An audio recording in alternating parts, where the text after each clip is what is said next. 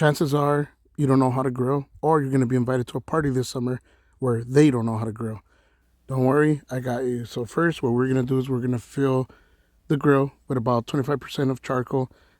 And when I say 25%, I meant in height, not the entire grill. So we're going to make this little bed of charcoal here because we're going to add our accelerant. In this case, what I'm going to use is something that you would probably typically find in a party or in a barbecue.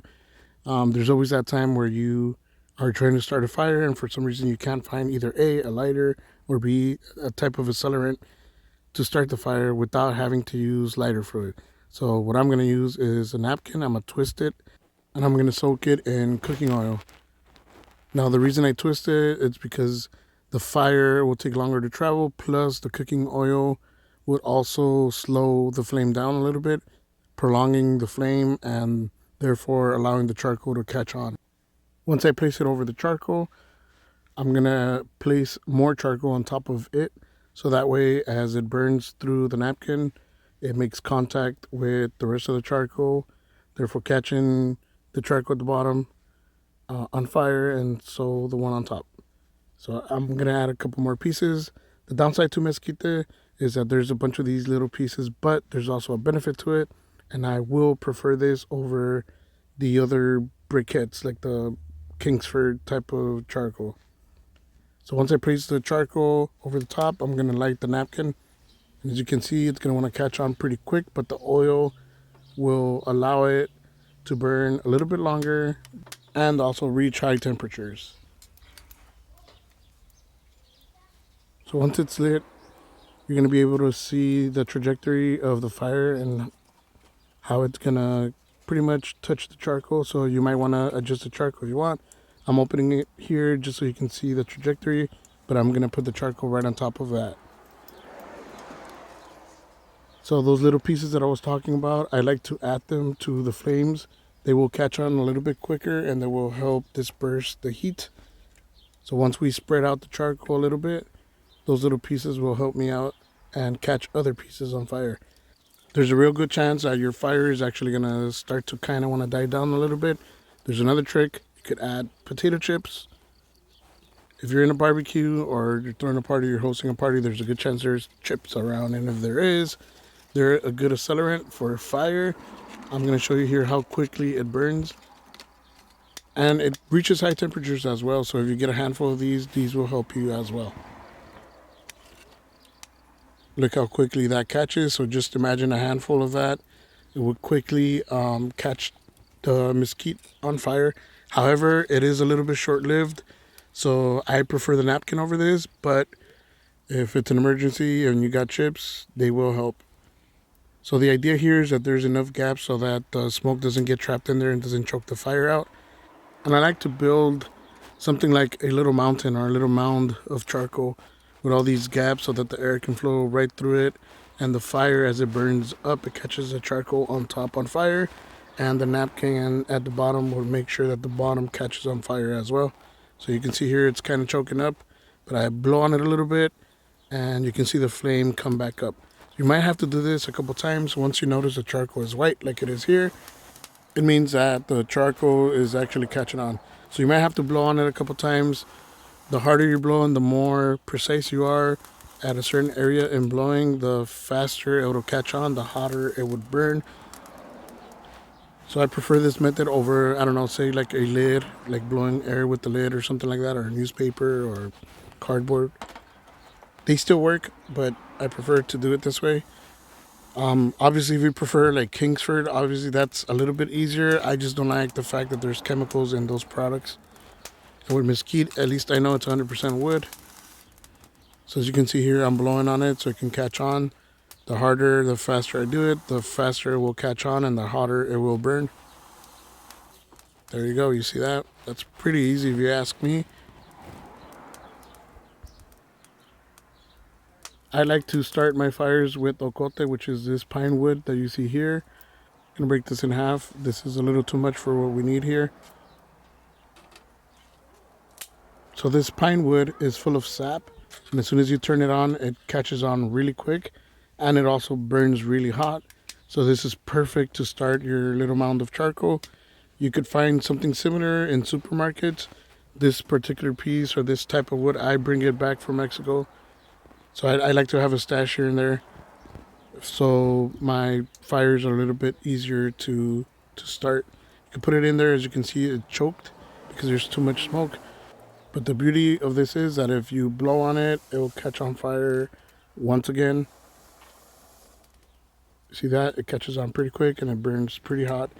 That's pretty intense for that little piece of wood. So by this time, the napkin is also caught on and it's burning a little slowly, but it's still burning at the bottom. So I keep adding oxygen just to kind of hurry the process. And this is a side view of that mound that I tell you I like to build with charcoal. So it's charcoal at the bottom, the fire in the middle, and a little bit more charcoal on top. This will help me catch most of the charcoal on fire. And once it's pretty white like this, I like to spread it. But right here, I'm spreading it early so I can teach you or show you something that you may not catch at first. But say we spread the charcoals right now this way. It seems pretty good, right? We make sure that the white is facing the top because that's where the heat is, and that's what will pretty much radiate heat towards the meat that we're gonna place on top on the grill.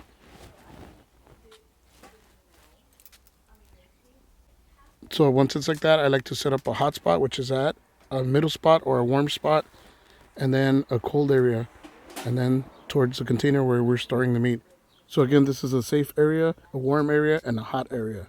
That's kind of like the process that I have. So we're gonna lay the meat on the hot area so it can begin cooking.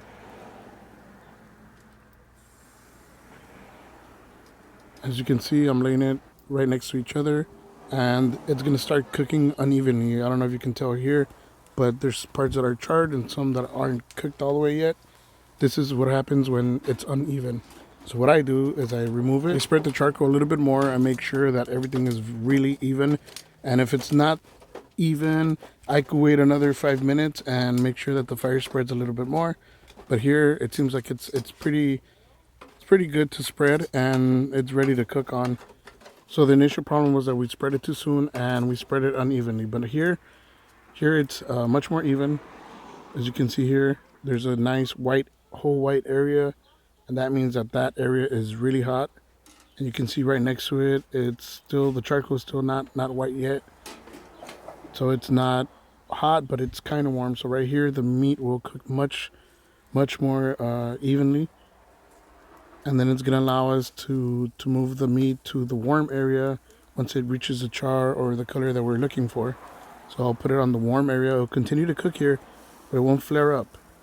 With fatty meat, the fire can flare up, and I'll show you how that looks.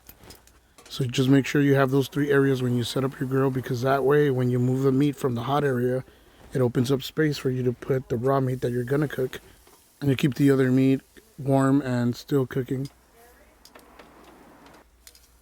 So as you can see here, this is a hot, that's a warm area. So again, hot area here where the raw meat is, warm area where this meat is still cooking, this area, and then just make sure you have that distinction, and then you put it over onto the container. So as you can see here, it's flaring up because of the fat. The fat drips down, it pulls at the bottom, and then it flames up. A lot of people panic and they don't know what to do. All you have to do is either A, put a piece of meat that's not cooked all the way on top of those flames, and it will tame the flame a little bit. Sometimes just blowing on it will take care of the situation. As you can see here, it kind of helped. But if there's enough fat pooled at the bottom, it will flare up again. Even the warm side will flare up if the pool of oil or grease or fat starts running down and catches on the other side, as you can see here. So what you could do here is just remove the meat from the flames. And it's not going to work unless I remove it. I was testing it here. As you can see, it has to be moved. So I moved it to the side. And now you can put like raw meat on there, nice and cold raw meat.